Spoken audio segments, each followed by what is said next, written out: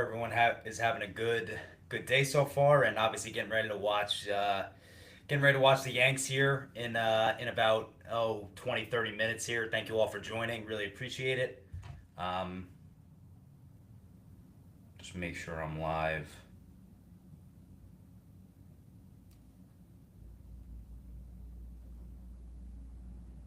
Yep, all good. How's everyone doing? Yeah, really appreciate you all joining in. And as we kind of get ready for this Yankee game and everything, and yeah, we got a great show as always for you today. We're gonna start with the Yankees, as you can see by the title, the Aaron Boone discussion that we're going to have here, and then obviously we will discuss some of the early Yankee season trends and some things that I think are going to continue with this Yankee team, and some things that I think are possibly not going to continue with this Yankee team. Obviously, 9-7 right now, coming off that 5 game losing streak to the 5 game losing streak that they just had, and obviously, trying to get going as we get moving here. Let me just see if anything's going on in the chat.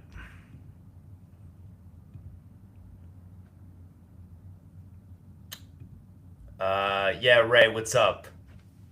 No, not going to be live the whole game, Ray. Just going to be kind of as a lead into the game here. But thank you, Ray, for joining. Really appreciate it. Keep reaching out to me. Really appreciate that. So let's get right into it. And as you can see from the title of this video and this stream, the Yankees have an Aaron Boone problem, and I kind of want to parse out exactly what I mean by that, and kind of um, what I kind of want to get across when I say the Yankees have an Aaron Boone problem.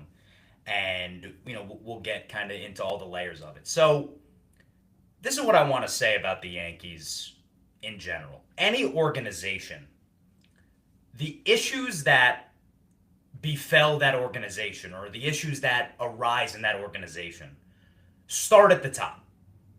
In any organization, the issues that arise start at the top of the food chain. And the Yankees are no different.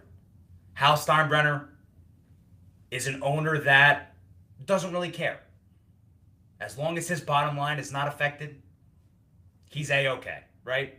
Yeah, he'll put up a $330 million payroll, but does Hal Steinbrenner really, does it gnaw at him when the Yankees don't win the World Series? No. All that he cares about ultimately is the bottom line of the organization. And that is the way it's been ever since Hal took over from George in the mid 2000s or later in the 2000s. That's been the way it is. And Hal Steinbrenner is clearly an issue with the New York Yankees. And then, of course, you have Brian Cashman, the general manager of the team, a guy who has been the GM of the Yankees for 29 seasons. 29 seasons. I was looking it up today just to make sure I knew how long it's been, and I couldn't believe it. 29 years. Anyone who has been in a position of power for 29 years probably could use a fresh start, or could use a fresh set of, the organization that person is a part of could use a fresh set of eyes to look at what's going on and say, let's try something different. Instead, the Yankees have been operating basically the same way for 29 seasons with Brian Cashman and company at the helm.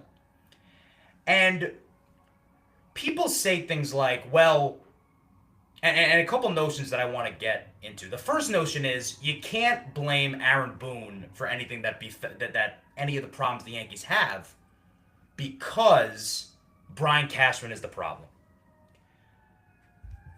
Let me just adjust my camera here. Sorry about that. I don't buy that at all. So just because you have an issue that maybe is a bigger issue doesn't mean you should never look to change the problem that's one of the problems in the organization. And one of those problems is Aaron Boone has been the Yankee manager for the past 9 seasons. 9 years.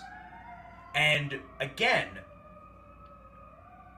it's not to say that Aaron Boone is the number one problem in the Yankee organization, because I don't believe ultimately it is. As I said, the issues start at the top. But Aaron Boone is clearly a problem for the New York Yankees. And, it was pretty funny. After last season ended,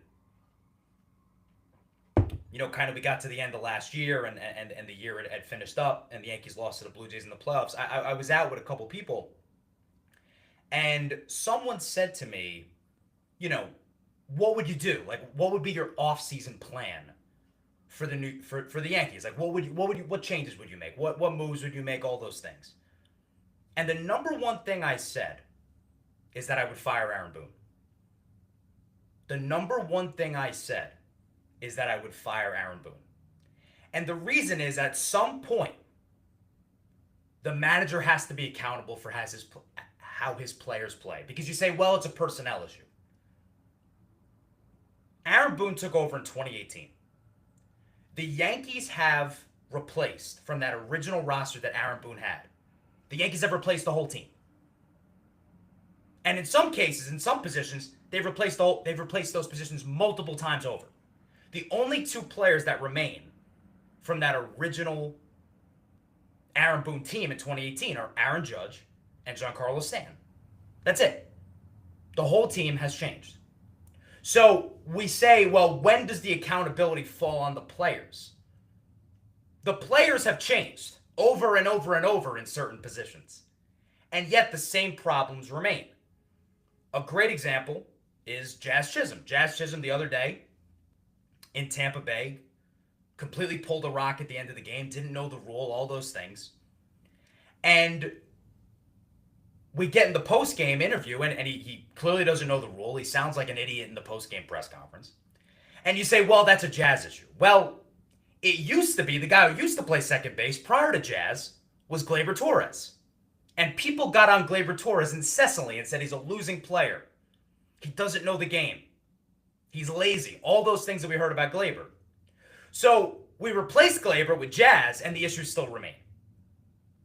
And it's not just one player. It's not just one rule. It's everybody.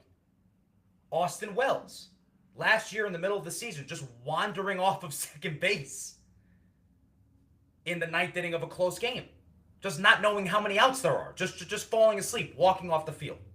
This is a guy who's been in your organization for years. Cultivated and born and bred in your organization. Anthony Volpe. I tweeted it the other day. 2 years ago, in the 2024 season against the Red Sox. There's a ground ball hit to the right side. It's a tag play, so Volpe could have scored from third base if he just ran through the baseline. Instead, he slows up, and the run doesn't count. And it looks like Volpe doesn't know the rules. This is another player drafted by your organization, brought up in the organization, and he doesn't know the rules of the game. So it's not just Jazz Chisholm. Before him, it was Gleyber. It's not just Gary Sanchez, who Yankee fans got on. Now it's Austin Wells, Anthony Volpe. It's everybody. And I find it amazing that in a World Series, the LA Dodgers came out after that World Series and said, part of our game plan was to make the Yankees play the game of baseball. We knew if we put the ball in play, if we made them make plays in the field, if we put pressure on their defense, they were not going to be able to win that series. Isn't that a blinking light that something is not right in your organization? And I got a comment here. I'm just going to put this on the screen. Thank you for the comment. Is it the Baboon curse when we hit a lucky home run against Wakefield, or was it a blessing when the Yankees traded for A-Rod a year later? Well, that's a funny comment. I mean, Aaron Boone probably wouldn't be the Yankee manager if he didn't hit that home run. I would agree with that.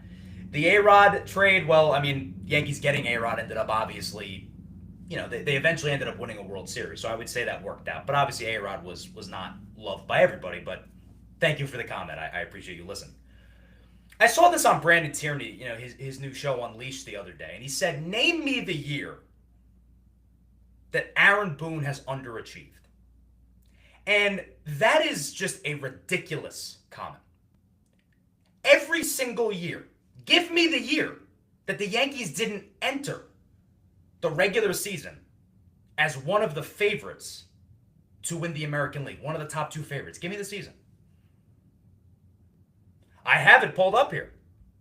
The odds that the Yankees have had each year preseason to win the American League. Here are their odds. 2018, they were plus 315. 2019, plus 285. 2020, plus 185. 2021, plus 220. 2022, one of the lower ones, plus 550. 2023, plus 375. 2024, plus 400. 2025, plus 350. And this year, they were plus 450. Every year, the Yankees are one of the favorites. One of the top two favorites to win the American League. So I can make the argument, what year has he actually reached expectations? Because he's only won one American League pennant. And basically every year, whether you look at Fangraphs, projections, whether you look at Vegas, whatever you want to look at, the Yankees are projected to be one of the best two teams in the American League. And he's only won one American League pennant. So, again, when you say he's not, what is the baseline of performance? You say what year is he underachieved? What does that mean? I can make the argument every year he's underachieving. Every year the Yankees are expected to win the World Series or be in the World Series or very close to it, and he's only gotten to one. So I don't really buy that argument. And I say this to start off this live stream because I think this Yankee team, and Aaron Boone, the manager, said it himself, this Yankee team is one of the better Yankee teams he's had. They're deep. They have a really good bench. They have one of the best rotations that we've seen the Yankees have in many years. And yet, it seems like we're doing the same song and dance every year where we're making the same mistakes over and over and over. And at some point, the accountability has to fall on the manager. We can blame Brian Cashman until we're blue in the face. We can blame Hal Steinbrenner, and those people deserve blame. But the Yankees have an Aaron Boone problem, and we should not ignore it. Anyway, that's my spiel on Aaron Boone. Let's get to some early season trends for the Yankees. Really excited to go into this. I have a few things written down that have kind of been happening so far this year. And I wanted to just kind of talk a couple of these things out with you all because I think it's really interesting when you look at some of the things that have happened to this team so far over the first, 16 games of the season here. And the first trend I wanted to mention is the struggling bullpen. And that is obviously number one on everybody's mind. The bullpen has been absolutely atrocious. Multiple guys really struggling in the back end of that bullpen. Doval has a 7.36 ERA. Jake Bird, who was just sent down to the minor leagues for the second consecutive season, has a 7.71 ERA. David Bednar has a 5.4 ERA. He has struggled after pitching in the WBC and pitching a lot of pitches in the WBC, I might add. He has struggled. And, it's funny when you look at the Yankee bullpen right now. I can make the argument, and the question I have is how many of these guys in the bullpen are actually going to be in the bullpen at the end of the season? And maybe not even the end of the season. What about August, right? So here's the current Yankee bullpen. David Bednar will be in the bullpen by the end of the season, of course. Camilo Doval, I don't think it's a lock. Ever since coming over from the Giants, he's been very hit or miss. The best way I could describe Doval is he's a guy that I'm just never going to trust in a big spot. Truly never. Like, Doval goes out there, and it's immediately like, I'm immediately getting hives all over me. I'm like, I don't like where this is going. Fernando Cruz, I believe, will be in the bullpen at the end of the year. Tim Hill will be in the bullpen at the end of the year. But then the rest of these guys, Brent Hedrick, he's looked pretty good. Do I think he's irreplaceable in this bullpen? No. Yerry De Los Santos was just in the minor leagues. And Yarbrough and Blackburn are basically long men who can easily be replaced. So, the point I'm trying to make about the Yankee bullpen is this bullpen is going to look completely different, I think, in the month of August. As it does most years, like, to be fair. As Keith McPherson actually tweeted out, shout out to Keith, he tweeted out, the bullpen is an ever-living organism. And he's right, the bullpen is ever-changing, right? It's going to be, the bullpen that we watch on opening day is not going to be the bullpen that we watch at the end of the season, period end, right? And I think that where I do have some hope for this bullpen, as funny as it sounds, I think that what you're going to see as the season progresses is the Yankees have some of the best starting pitching depth that they have had in a long time. And as guys get healthy, Carlos Rodon is on the mend, Garrett Cole is on the mend. as guys get healthy and guys get back into the groove and the swing of things, the Yankees in their bullpen could have, because let's talk it out. Like, what's the rotation going to be in August, assuming that people are healthy? Garrett Cole, Max Fried at the top, no questions asked. Cam Schlittler will be there. Carlos Rodon will be there. That's 4 starters already in your bullpen. That's 4 starters already in your rotation. Then you look at the 5th starter, right? Who's the 5th starter going to be? Will Warren, Ryan Weathers, could be one of those 2 guys. Let's say it's Will Warren, right? Then you look at the options in the bullpen. Starters that could move into the bullpen in the later portion of the season or into October. You could have Ryan Weathers or Will Warren. You could have Luis Gil. You could have Carlos Legrande, who currently is in AAA, in a bullpen role. So this bullpen has a lot of avenues to get better, is all I'm saying. Is the current bullpen good? No, but guys, everybody knew it wasn't going to be good. Everybody knew this bullpen was trash. Everybody knew it. Everybody. And I said it last night. The Yankees ran back their team, the run-it-back Yankees. They should not have ran back their bullpen. It was a brain-dead move. A brain-dead move to run back this bullpen. It's a bad bullpen. It was a bad bullpen last year. It was a bad bullpen last year post-deadline. It's still a bad bullpen. It's just it's not good. But, and we have seen this in the past, teams, as you get into October, are able to move starters into the bullpen. And to me, that is the best path to the New York Yankees having a good bullpen, is guys like Weathers, guys like Warren, guys like Gil, Legrande, all those guys helping out in the bullpen. So I do think there's some hope, despite the early struggles. Got another comment here. I'm going to show this. Thank you for the comment. Boone played third base on defense. He can't hit. But is it true that a team takes on the personality of its manager? Maybe that's why they struggle to get hits and are such a streaky team. Well, listen, and again, thank you for the comment. Boone can't go out there and hit for the guys. He can't. And I'm not, WFAN caller enough to say that. Boone can't go out there and hit for the guys. What Boone has to do, though, is establish a culture where people are accountable and they're not making stupid mistakes. And yet, as I mentioned, time and time again, players are making stupid mistakes. So that was my point with Boone. The second guy I wanted to get into, and the second kind of trend that we're seeing, is Jazz Chisholm has been awful to begin the season. He has been really one of the worst starts that I've ever seen a player have. I think they said on the broadcast last night, so now he's gone 16 games to start the season without hitting a home run. The most games he has gone in his career without hitting a home run to begin a season was 6 games. 6. So Jazz is in a terrible place. And I think this is what I want to say about Jazz. His head right now is in another planet. His head is in another planet. It is anywhere but Yankee Stadium, whatever stadium they're playing in, second base. His head is in a cloud.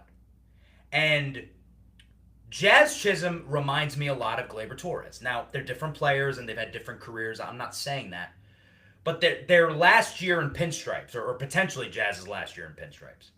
Gleyber's walk year, which was, I believe, 2022, I think, or 2023 or 2022. No, it was 2024, excuse me. Gleyber's walk year was 2024, the year the Yankees made the World Series. The 2024 season for Gleyber and this year for Jazz. It's a situation where I think that Gleyber early in that season was upset at the fact that he was not going to get paid by the Yankees. I think it became very clear that the Yankees were not going to extend him long term. And because of that, it affected his play. It affected his attitude. It affected his play in the field. It affected his at-bats, everything he did. And I'm getting a similar vibe with Jazz. Jazz is normally a very just, he's just such a energetic player. He's full of life. Everything the guy does, right? And you watch Jazz, he looks like he looks dead. He looks like he has no energy, has no life, has no happiness. And I think what ultimately has happened here is Jazz is thinking about his contract. He is thinking about, okay, am I going to get paid by the Yankees? I love it here. I love New York. I want to be here. And it seems like they might not pay me, so now my head is in the clouds. And something else I'll say about Jazz. He completely screwed himself with the 50-50 comments preseason. Coming out and saying, I think I could be a 50-50 guy. And look, obviously you should be confident. But the reality is coming out and saying that in this market and then you go 16 games without a home run is probably the dumbest thing you could do as an athlete or a player in the New York market, is overpromise and underdeliver. And that's what Jazz Chisholm is doing right now. But I am not going to give up on Jazz Chisholm, the player, this year. Would I pay Jazz long term? Probably not. I think that there's a lot of things in his game and with the amount that he's going to get that I would not extend him whatever he's going to get in free agency. The Yankees have some middle infield prospects, Kilby and Lombard, so I would not do that. But I do think Jazz Chisholm, we've got to be real here, he has a track record of success. Recently, right? So, since 2022, his OPSs by season are 860, 761, 760, and 813. So 4 years in a row, he's been above a 760 OPS. That's really encouraging. And that tells me that Jazz Chisholm, once he gets out of this, once he snaps out of this funk, is going to be a good hitter in this Yankee lineup. And he's going to be a contributor. I just believe in Jazz Chisholm, the player, this year. I believe in him as a hitter. I don't think when people say things to me like, well, the bottom of the order is just total trash, and it's a black hole 6 through 9. Jazz Chisholm's not going to hit 140 with a 400 OPS this year. With McMahon and Caballero, even though he has a couple big hits recently, Caballero, I agree with you. Those guys have no track record, and they're not going to hit because they haven't, right? Jazz, though, has hit. Jazz has been really, really productive throughout his MLB career. So I'm not going to give up on Jazz. I think he's going to turn things around. Ray, what's up, bro? Thank you for the comment and the support. Really, really appreciate it. The last trend I want to discuss and the guy I want to dive into is Trent Grisham. And Grisham has been a huge topic amongst Yankee fans. I think it's a really interesting topic that I want to kind of dive into further.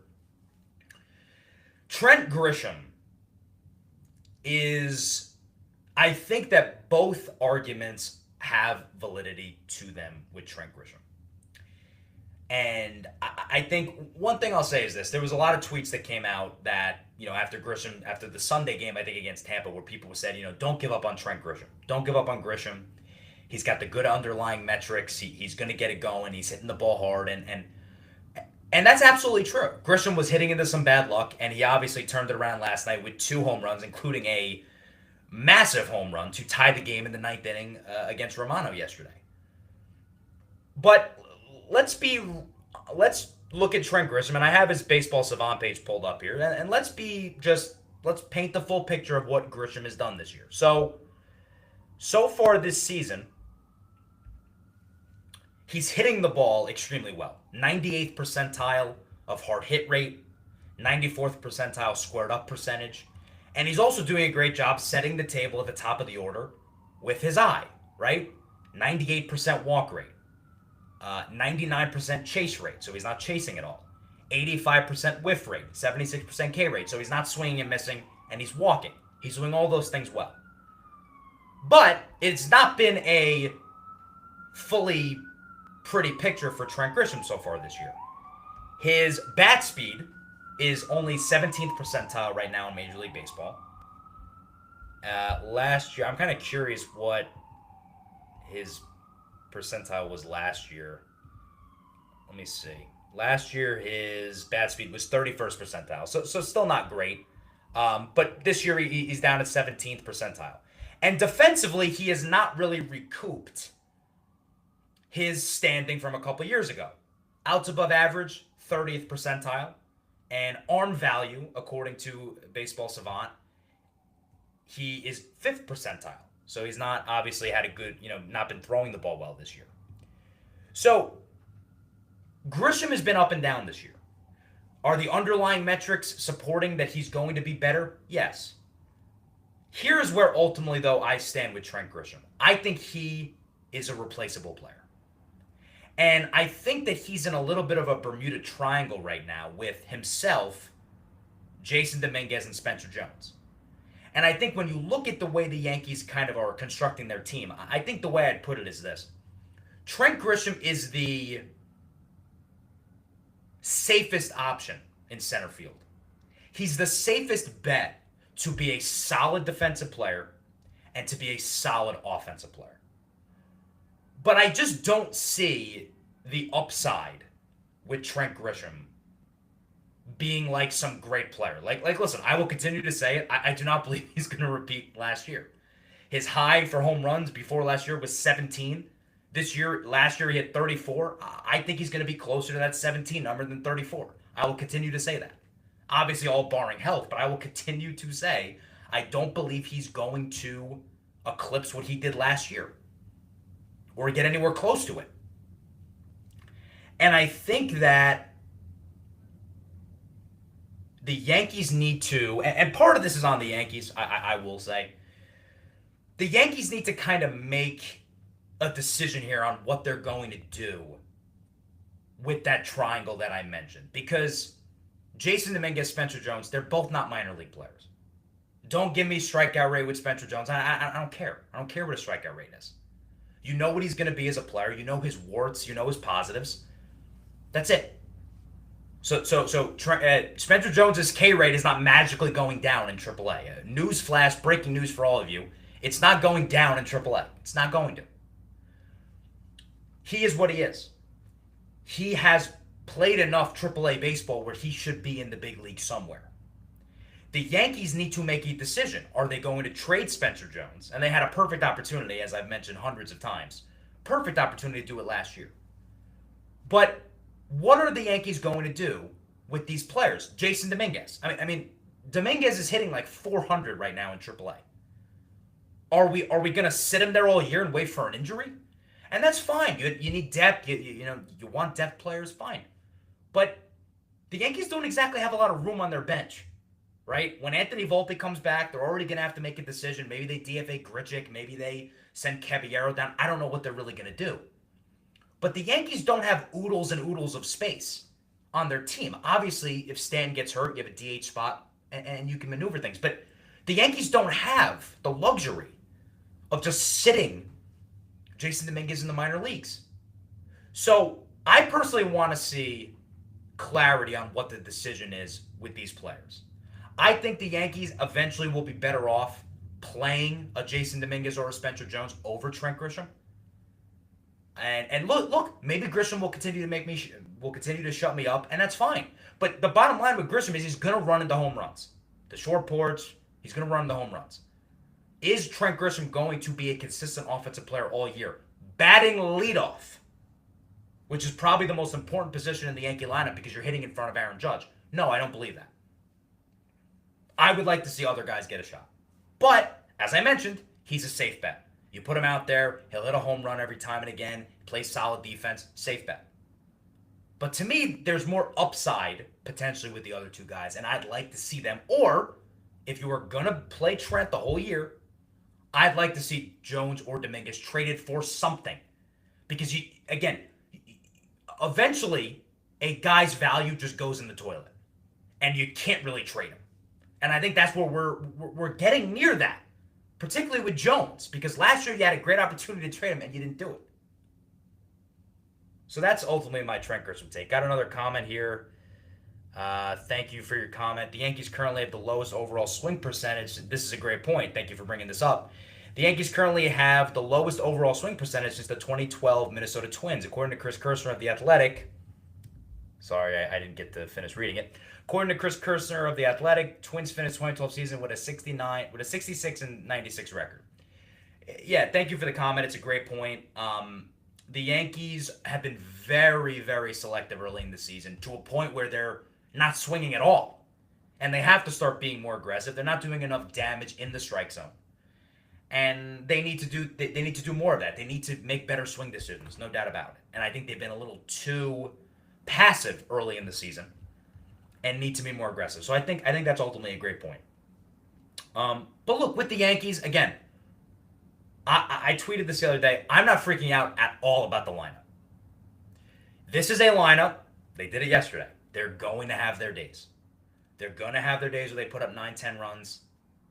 They're built to hit home runs. They're built to hit the long ball. They're going to have their days. The issue that I run into with the Yankee offense is it's feast or famine.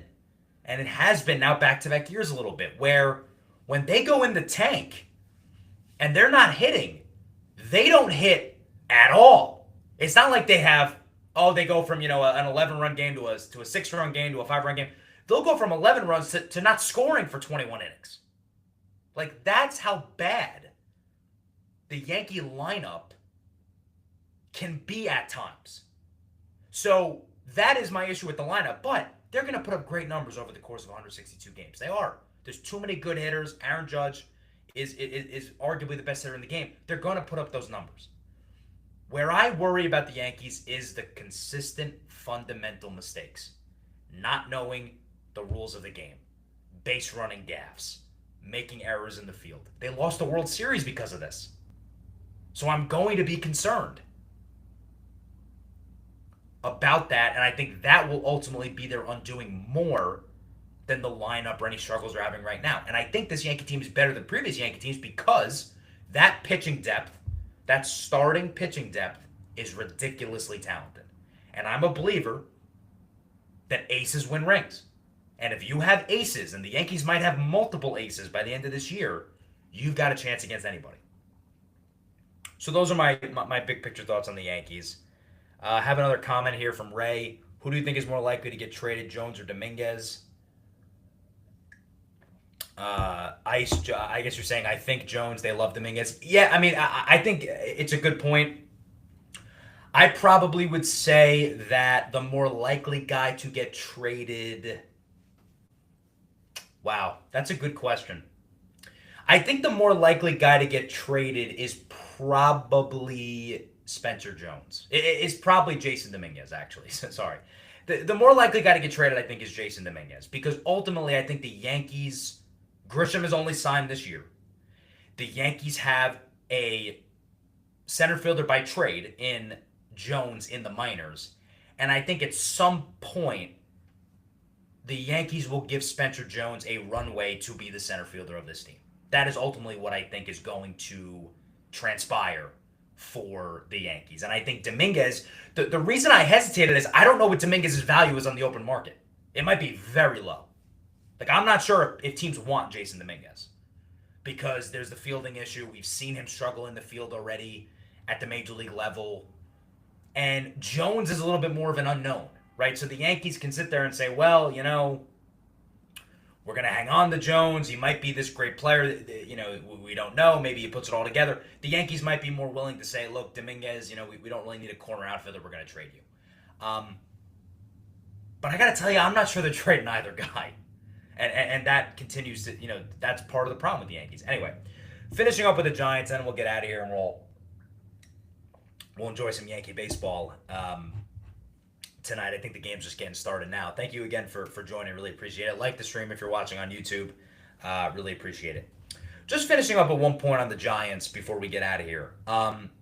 So many rumors coming out about the Giants. The draft is like 8-9 days away at this point. I cannot wait for the NFL draft next Thursday night. And then obviously the second and third rounds are Friday, and then the rest of the draft is Saturday. I can't wait for the draft. And I've been going back and forth. Who do I want the Giants to pick at number 5 overall? Who would be my draft pick if I was running the Giants and we're picking at 5 and we're on the clock? Who would be my pick? And I went back and forth, but the decision that I've come to right now, and subject to change again because we still got some time, the decision I've come to right now is if I was picking 5th overall, the guy I would take is Caleb Downs. I would pick Caleb Downs 5th overall. And there's multiple reasons why I would do that. When I look at Sonny Styles, who is the guy that everybody thinks the Giants are going to pick, right? I saw Connor Hughes today reported the intel is saying that the Giants like Jeremiah Love and Sonny Styles. Jeremiah Love, of course, might not even be there. But Sonny Styles is likely to be there at number 5, and people are saying that the intel is that the Giants are going to take Sonny Styles, and I've thought about it a lot. Really, I've thought about it a lot. I don't know if I can come up with a reason to take Styles over Downs. When you actually look at it, Caleb Downs is going to walk into an NFL team and he's going to be a Pro Bowler. It's almost a guarantee. There was a report that came out from Dane Brugler that he is going into these meetings, these draft meetings with the defensive coordinators and the defensive staffs of these teams, and he's basically telling the defense, hey, this is what you've got to change. Hey, this is what I would come in and help you guys do. You talk about a guy who knows the game. You talk about a guy that's going to revamp your secondary day one that he steps in. And I think Styles versus Downs, it's a little bit of a matter of projection versus production. Caleb Downs was a top 10 ranked high school football player. Caleb Downs was a 3-year starter in college at safety. He was the better player in high school. I think he's the better player right now. The reason why Sonny Styles gets a lot of love and why he's going to go in the top 10, almost a lock to go in the top 10 in next Thursday's draft, is because of the upside. It's because of the, wow, look at what he could be if he hits. The issue I have with that is, can the Giants really afford to take a player that doesn't have a clear path, I think, year one to impacting his team? And I don't mean that Sonny Styles won't come in and be a great rookie, but there's going to be a transition period with Sonny Styles. There is going to be a period where it might look ugly. It might not look great. And can the Giants in the position they're in? The position they're in is they need to nail these draft picks because of where they're sitting and where they're at. 4-win team last year.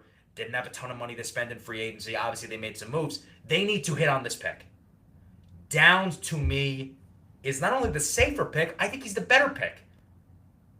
Caleb Downs walks into your team. He's immediately the captain of your secondary. He's immediately the best player in the Giants secondary. And yes, they have an issue they have a long-term issue in the interior of their defense, middle linebacker spot. Yes. But Sonny Styles is not your traditional linebacker. He was a safety 2 years ago. He's a little bit of a hybrid player. I'm not saying I'd be mad at Sonny Styles. I'm not gonna, I'm not gonna flip a table if Sonny Styles is the draft pick. But if it was me, I think Caleb Downs is the better pick. Because I think Caleb Downs is more likely to be a perennial Pro Bowler. I'm not going to say he's going to bust, but there is some bust potential with Sonny Styles. He has to get drafted to the right team, to the right coordinator. And maybe John Harbaugh is that guy. Maybe John Harbaugh sees Sonny Styles and he sees Brian Urlacher. Or he sees, Roquan Smith, and he thinks that this guy is going to be the future. Yeah, maybe. But if it were me and I was running the Giants, I would pick Caleb Downs at number 5 overall. I just think that he's one of the few blue chip guys in this class, and I would not pass on him. Again, I've said I love to trade back, but if I'm picking at 5, I would take Caleb Downs. A couple more comments, and then we will get out of here. Do you think the quality of those guys more like? Do you think the quality of those guys more likely just to get him a feel for the big show late in September? Yeah, you're talking about Spencer Jones. I mean, yeah, I think Jones or Lombard could potentially come up in September, and get a little bit of a cup of tea. But listen, the bottom line is Jones was in AAA all of last year. I don't think Jones needs to spend. I think Jones is ready to play in the big leagues. Again, the strikeout rate is what it is. I think he's ready to play in the big leagues ultimately. And last comment from Ray here. I like your choice for numbers 5. I will make sure I share this video. Well, thank you, Ray. I really appreciate that. Anyway, that is the show for today. Again, really appreciate you guys joining in the chat. And yeah, hope you guys enjoy the Yankee game that we're about to watch here. We will be back next week with another live stream, and obviously we'll be talking New York sports as always. Until then, hope everyone has a good rest of their night, and I will see you all soon.